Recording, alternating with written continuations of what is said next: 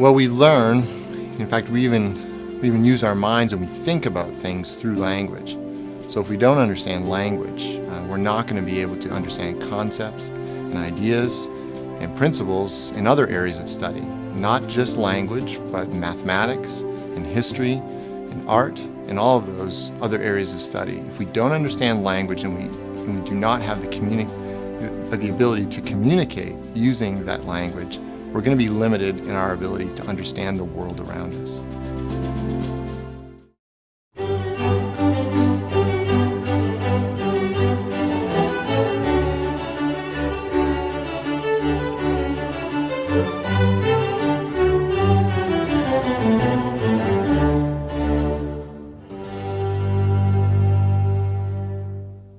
Hi, thank you for joining me today. The question that I'm going to try to answer today is, why is grammar essential? And in order to do that, I have a couple of items here to kind of direct where we're going to explore this question. So I'm going to take a little bit of a look at the history of grammar instruction in the United States, actually going back to antiquity. And then I'm going to try to answer the question, when should English grammar be taught? Our third question here is, why should we teach English grammar? And last but not least, I'm going to spend a little bit of time talking specifically about how we should teach English grammar. In order to deal with these issues, I would like to refer to a book called The War Against Grammar by David Mulroy. He's a professor in Wisconsin, and he, a couple of years ago, wanted to know why his students were coming into college and not knowing grammar, specifically grammar of their native language, of English grammar. So he decided to research this question and do a little bit of a research study on the role that grammar has played in education all the way up until the present, in order to try to address the question, what happened to grammar instruction in the United States? So I'm going to read from a quote from the book, and we're going to use this to talk about a variety of these things here. So if you will, the quote is this: "From antiquity to the late 1800s, grammar was introduced to children at the beginning of their schooling, as soon as they learned how to read. And it remained the central concern for several years.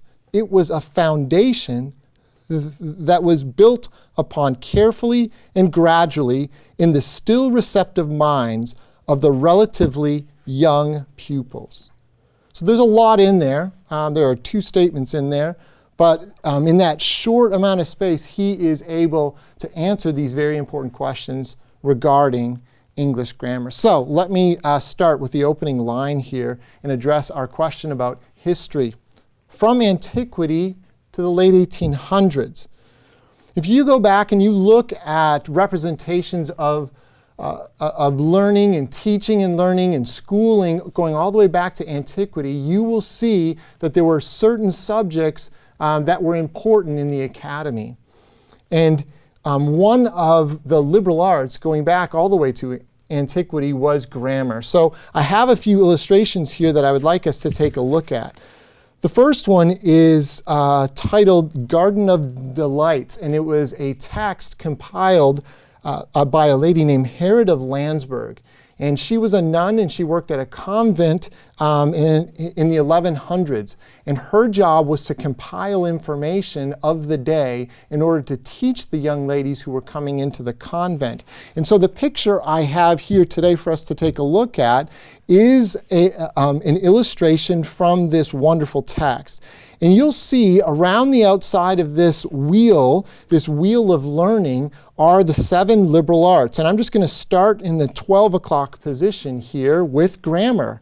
All of the arts around the wheel here are represented as human characters, and they are holding and using the tools of their art. So let's begin with grammar in the 12 o'clock position there on the wheel. Then we go to rhetoric, then logic, music, arithmetic, geometry, and astronomy. And these were the classic 7 liberal arts that a student had to acquire if he or she wanted to move on in their education. Let's move on to another painting here titled The Liberal Arts, compiled or painted in the 1400s. And unlike the previous piece of art where it was a wheel, now we have what looks like a hallway. And once again, you can see the 7 liberal arts in this hallway. Once again, they're seated and they're holding their tools of the trade. So you can see, and I'll name them off here, going from left to right: arithmetic, geometry, music, astronomy, logic, and then grammar. And notice in their hands, they're all holding these tools and they're practicing their art. Also notice in front of them, there are students who are being taught by the arts to practice the art as well. As you go along from left to right, once again, you can see that the students in front of the liberal arts practicing their arts, many of them are older, mature men. They have beards. But go all the way, if you will, to the right, to the student directly under grammar, and you'll notice he is without a beard. In fact, he looks like a younger student. Now we're going to kind of zero in on grammar here for one moment. If you'll notice the posture of the rest of the liberal arts, they're staring off or staring at their tools.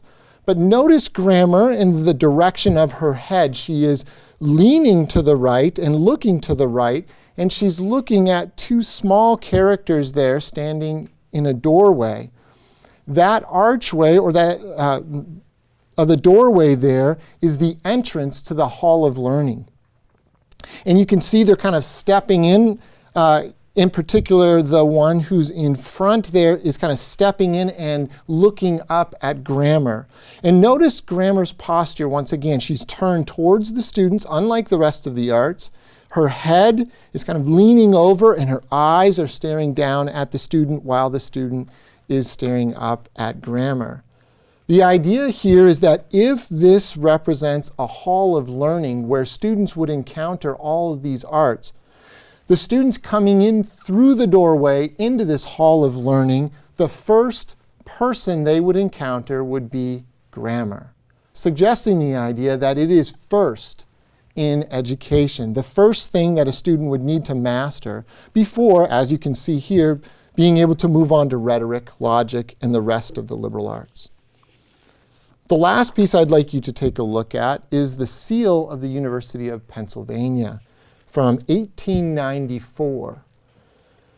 You can see the name of the university around the outside of the seal, and then you can also see what looks like a stack of texts or textbooks. And on those textbooks, you can see the names of studies or particular subject areas that a student would study. So you can see, once again, things like astronomy, mathematics, logic, and rhetoric. But as we work our way all the way down to the bottom, you see that the bottom text, the widest text, is grammatica or grammar. Once again, suggesting the idea of it being the foundation of a quality education. Now, the quote refers to the late 1800s here. So what happened at the end of the 1800s? Well, education changed over the millennia, no doubt. But all the way up until that point, there was this idea of students needing a classical, a traditional education where students would study things because they were worth being studied. All the way up until, like I said, the late 1800s, when the progressive movement was coming in. John Dewey was writing his text, and he had a great influence on people at Teachers College who were once again training the future educators.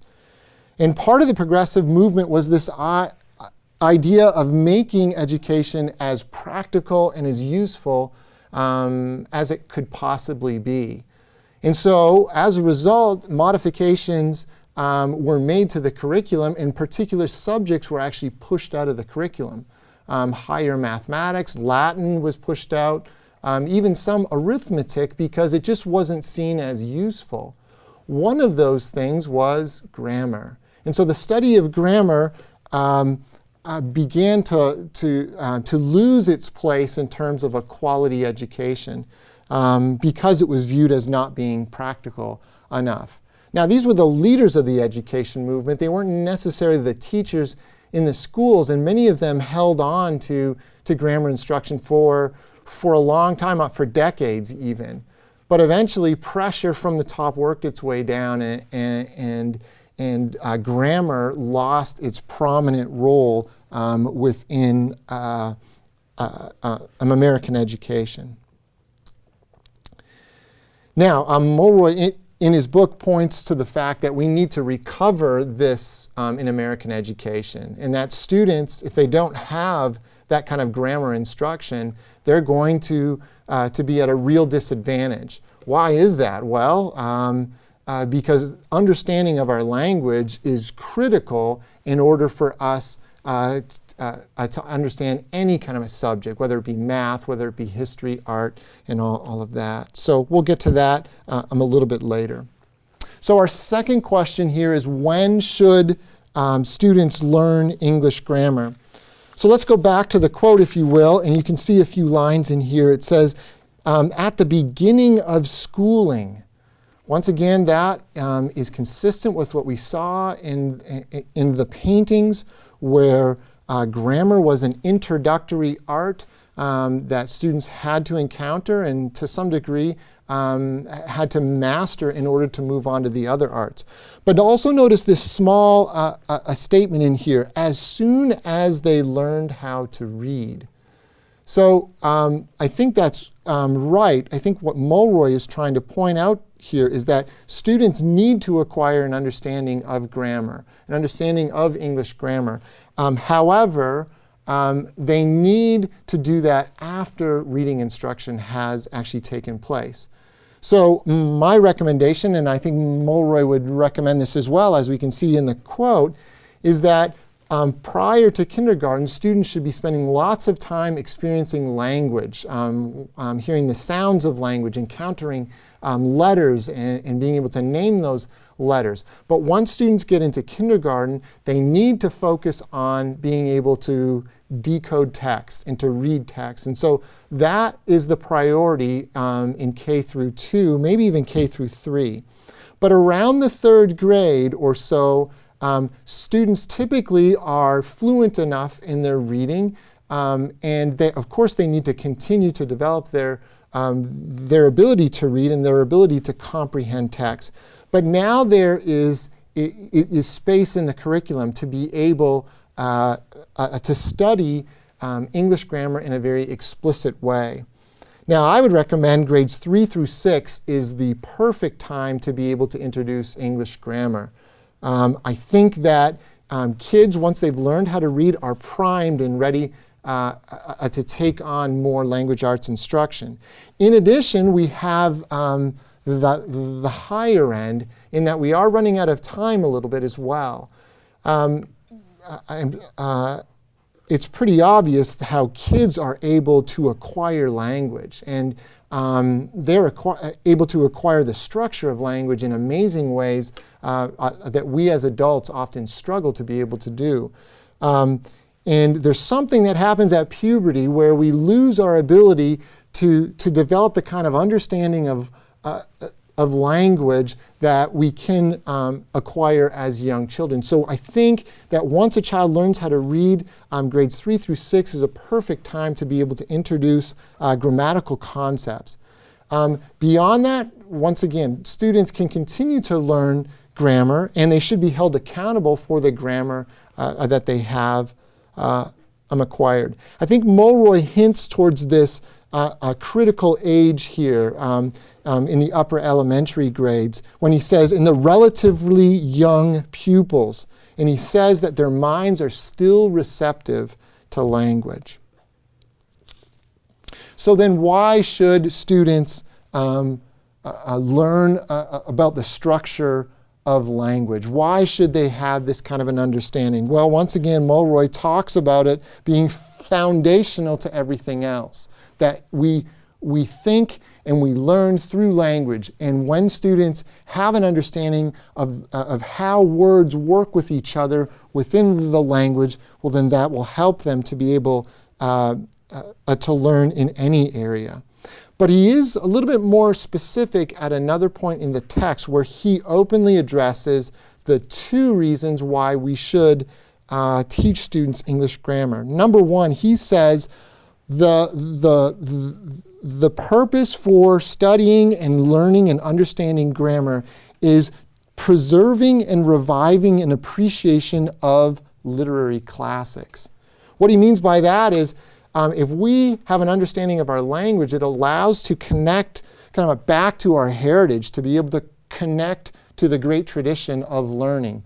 And that ability in language gives us access to those ideas in the past. The second reason for teaching kids English grammar is, he says, quote, creating future eloquence. What he means by that is the tradition has not ended. It continues still today. And so in a way, by him pointing to these two things of preserving and reviving, but then also creating future eloquence, in a way he's pointing backwards with his perspective, that we should learn grammar because of the past. But he's also pointing ahead, that we can continue that great tradition. My last question here is how? How should we teach students to understand how grammar works?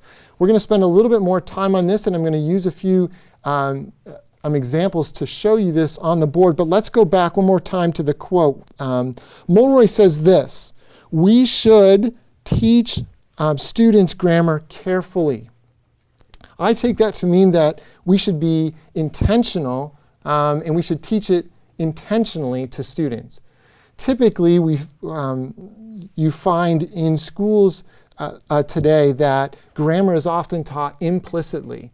In other words, it's important to teach students how to write, but if we are going to give them grammar instruction, well, we'll just add it on top of composition or something like that, almost like an add-on, or to give students enough grammar so that they can improve their writing, and then we won't address it anymore.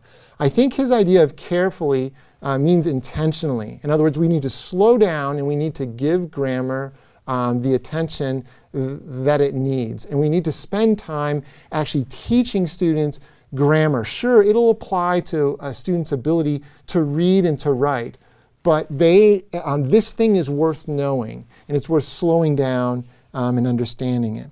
The other point that he makes, it's not just carefully, but it's also gradually. The other problem in a lot of grammar instruction is that it's taught very, very quickly, almost like a shot in the arm, and that'll do the students incredible good. I don't think that is the case at all, and I think Mulroy realizes this, that it needs to be taught intentionally, but it also needs to be taught gradually. And as he says, it should be a central concern, not just for a semester or for a year, but for several years. And that's how you allow grammar, the understanding of grammar, to actually seep into the student's mind and be able to have a legitimate understanding of actually how the language works. Okay, about our last question, how grammar should be taught. I had a little change here to my board so I could show you a few examples of some of the methods that I would recommend using if you're trying to teach students English grammar. So there are a lot of curricula out there that you could choose from. There are a lot of techniques that you can use in the class or with an individual student, but I'm just going to highlight 4 that I think are essential to a quality English grammar curriculum. So the first thing is terms. Students have to be acquainted with terms. Now, we use vocabulary almost as a shortcut, so we don't have to explain the concept, so we can name things and label things. And if we're going to be talking about grammar, we might as well use the language of grammar. And so students need to acquire terms. Now, the terms that you teach, and the definitions should be accurate. In other words, they should represent the thing accurately, but they should also be easy to memorize. And so at times these are competing, but oftentimes you can come up with a definition that is both accurate and easy to memorize. So here's an example. Remember that we're dealing with elementary kids here, so if you can create rhymes or songs that students can use, no, I'm not going to sing. If you can use these kinds of chants or rhymes, students will be able to absorb them into their memory. So for example, I have one here for the 8 parts of speech. So students should be able to say these definitions. The 8 parts of speech are classes of words with the same kind of meaning and use. And they are nouns, pronouns, verbs, adjectives, adverbs, prepositions, conjunctions, and interjections. Another example for the word or the term adverbs. So here's an easy way to acquire an accurate in an easy definition. So adverbs. An adverb is a part of speech. It modifies a verb, an adjective, and an adverb. It answers the questions how, when, or where. An adverb is a part of speech. There's almost kind of a sing-song kind of a nature to that definition. Once again, making it easy for them to memorize. Now the adverb definition I have here uses 3 questions, how, when, or where. But there are other questions that relate to the adverb as well, but those are a little bit more technical, and most likely students will be able to add those questions on later on. But for now, this is both accurate and easy to memorize. So the first one was students need terms in order to talk about language when they're talking about grammar. The second thing is analysis. Students need to have the opportunity to look at language as a whole and to try to understand what particular words are doing within a complete statement and the relationship of those words in that statement. So I'm going to show you 2 forms of analysis, and I'm going to use a quote from a Robert Louis Stevenson poem called Foreign Lands. And the poem goes something like this at the beginning. Up into the cherry tree, who should climb but little me? I held the trunk with both my hands and looked abroad on foreign lands. So I've pulled out one of the statements here. I held the trunk with both my hands, and we're going to take a look at it, and we're going to use an approach called marking in order to do that. And so remember, our goal here is to ask ourselves, what's the relationship of these words within this statement here? So typically when you mark, there are symbols that you use when you do the marking. And I'm going to use an approach where I try to identify clauses first, and then phrases, and then the principal elements. So I'm going to start. There are no subordinate clauses in here, so I'm going to skip that altogether. And I'm going to identify right up here that I have a phrase. So even before I get into the subject verb, I'm going to portion off this phrase. And I'm just going to go ahead and identify the elements here within this phrase. So I have a preposition. Now, symbols will vary depending on the approach that you're going to use. I use a P here for the preposition. And then every prepositional phrase has an object of the preposition, so I'm going to go ahead and label that as well. Now, these words are not main elements or principal elements of the sentence, so I'm going to label them below the quote itself. Within the prepositional phrase here, I have 2 more words. And those words act as modifiers here. In fact, they are adjectives modifying hands. So I'm just going to go ahead and label those like this. So this prepositional phrase is connected to something earlier in the sentence, but I'm just going to leave it alone for now. And I'm going to try to deal with the principal elements, the most important things. So the first thing I'm going to look for is my subject, and I'm going to underline it and put an S up above to identify I is what the sentence is about. And then I'm also going to identify the verb here by underlining it twice. and identifying that as the verb. Now, this is a transitive verb, which means that there's something, some noun form on the other end of the verb that is receiving the action, and that's what the trunk is. So I'm going to circle that as my direct object, and I'm going to label it that way as well. So now I'm going to deal with the last element within this part of the sentence here, which is the. And the is an article, but it acts as an adjective. And so I'm going to label it as an adjective. Now, everything in the sentence is labeled, but I still have to deal with one more relationship here. And that is with both my hands as a prepositional phrase. Now, that answers one of the adverb questions that I posed earlier. I held. How did I hold? Well, I held with both my hands. So actually, this prepositional phrase is what, and I'm going to identified here as an adverbial or an adverb prepositional phrase. In other words, it's telling us how we're going to hold. And I'm going to identify it. I'm going to use prep to identify that this entire prepositional phrase is modifying held. Now, this is a wonderful approach to use in that students can very easily see in a simple line of text, they can see the relationship of these words within the sentence there pretty clearly.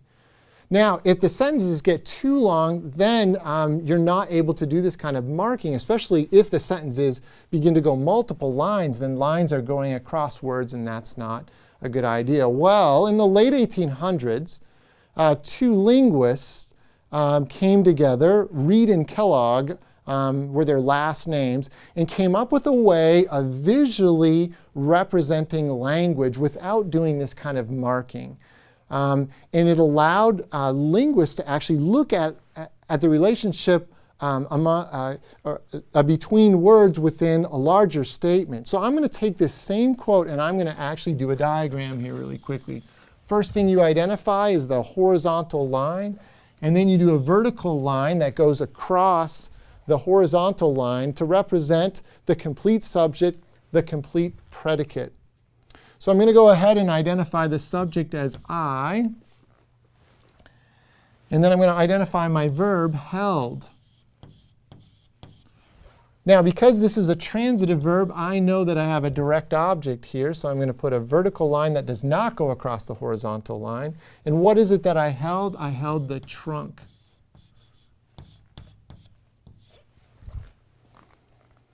Now, I'll deal with this word right now, the article, which modifies trunk. So here's a visual way of looking, at least the principal elements here, of seeing it pretty clearly. But now I can take this element here and I can show how it is connected. Now remember, this is adverbial, so we're going to go ahead and show it like this with.